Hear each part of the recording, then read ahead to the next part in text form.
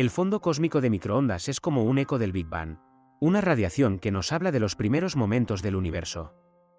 Imagina que, hace 13.800 millones de años, todo estaba concentrado en un punto diminuto. Al expandirse, esa energía se transformó en lo que hoy conocemos como esta radiación. Al observarla, los científicos pueden ver cómo se distribuyó la materia y la energía en el universo primitivo.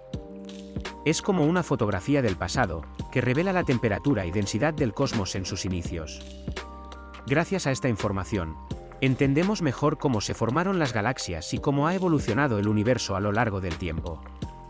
Sin el fondo cósmico de microondas, muchos de los misterios del cosmos seguirían sin resolver.